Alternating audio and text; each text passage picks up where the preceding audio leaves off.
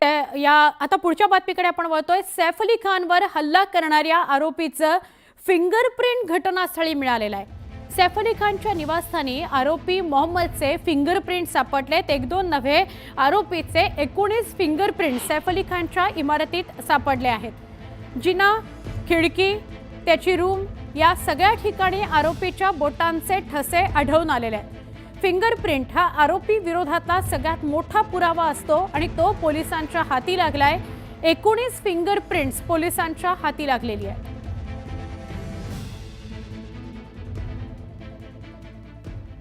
सैफ अली खानवर हल्ला करणारा आरोपी हा बांगलादेशी नागरिक असल्याचा अंदाज पोलिसांनी व्यक्त केलाय। मोहम्मद शरीफुल शहजाद असं आरोपीचं नाव आहे। तो बांगलादेशचा कुस्तीपटू आहे असं कळतंय।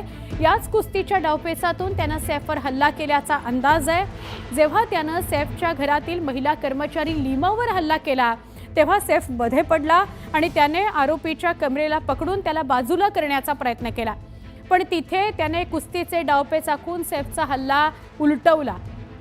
यानंतर पाठीमागून त्याच्या गळ्यावर वार केले आणि त्याच्या पाठीत चाकूने वार केला, ज्यामुळे चाकूचा एक हिस्सा तुटला।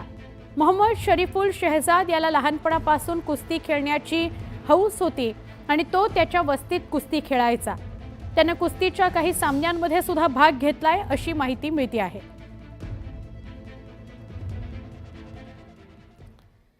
सैफ अली खान यांच्यावर हल्ला करणारा आरोपी हा 72 तासांनंतर अटकेत आला।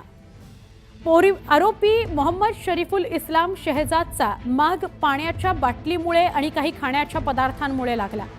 सैफ अली खानवर हल्ला केल्यानंतर दुसऱ्या दिवशी शरीफुलनं दादर परिसरातील सेंचुरी मिल परिसरात भुर्जी, पराठा याचे पैसे दिले, पाण्याची बाटली घेतली, त्याचे सुद्धा पैसे दिले आणि त्याच ट्रान्झॅक्शनच्या आधारे पोलिसांना शरीफुलचा माग मिळाला आणि यानंतर पोलिसांनी वेगाने तपास करत आरोपीला कासारवडवली ठाणा इथून जेरबंद केला।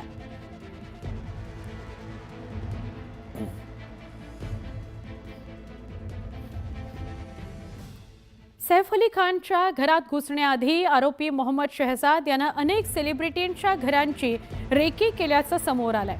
सूत्रांनी ही माहिती दिली आहे। वांद्रे परिसरात वास्तव्यास असणाऱ्या अनेक सेलिब्रिटींच्या घराची त्यानं रेकी केली होती।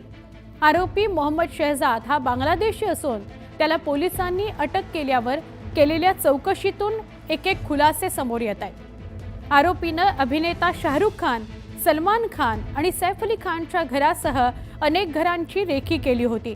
एका रिक्षातून प्रवास करताना त्यानं रिक्षा चालकाकडून हे सेलिब्रिटी कुठे कुठे राहतात तसंच त्यांच्या घराबद्दलची माहिती मिळवली होती। मात्र सैफ अली खानचं घर आतमध्ये घुसण्यासाठी अधिक सोयीचं वाटल्यानं हे घर निवडल्याचा दावा त्यानं केला। सैफ अली खानच्या मुलाला ओलीस ठेवून तो पैशाची मागणी करणार होता अशी ही माहिती तपासात समोर येते।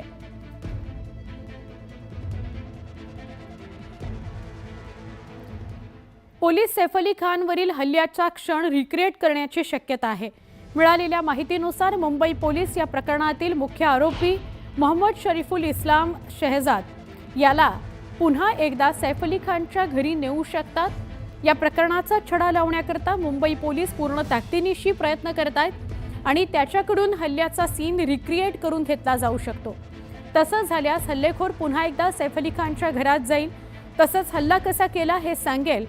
आता न्यायालयानं त्याला 5 दिवसांची पोलीस कोठडी सुनावली आहे, त्यामुळे या काळात पोलीस त्याच्याशी वेगवेगळी माहिती घेण्याकरता प्रयत्न करतायत, त्याला वेगळे प्रश्न विचारतायत। याच प्रकरणाच्या चौकशीचा एक भाग म्हणून सैफवरील हल्ल्याचं दृश्य पुन्हा एकदा रिक्रिएट केलं जाणार आहे। सैफ अली खान हल्ला प्रकरणातील आरोपीला पकडण्याकरता पोलिसांनी थोडी नव्हे तर 600 सीसीटीव्ही फुटेजेस तपासली। या हल्लेखोराला पकडण्याकरता मुंबई पोलीस दलाचे 300 पेक्षा जास्त जवान सहभागी होते। 72 तास या आरोपीला पकडण्याकरता ऑपरेशन सुरू होतं। पथकं वेगवेगळ्या प्रकारची कामं करत होती। खरं तर अनेक पथकं यात गुंतलेली होती। कुणी सीसीटीव्ही फुटेज तपासत होतं, कुणी वेगवेगळ्या भागात जाऊन शोध घेत होतं, कुणी वेगवेगळ्या ठिकाणी जाऊन तो जिथे जिथे गेलाय तिथून माहिती घेत होतं आणि कुणी लोकांशी बोलत होतं, चौकशी करत होतं लोकांकडून। या आरोपीला अटक करेपर्यंत पोलीस दलाचे कर्मचारी अधिकारी सलग तपासात होते। अखेर आरोपीच्या ठाण्यातून कासारवडवली इथून मुसक्या आवळण्यात आल्या। दुपारच्या बातम्यांमध्ये एक छोटासा ब्रेक पहा फक्त न्यूज 18 लोकमत.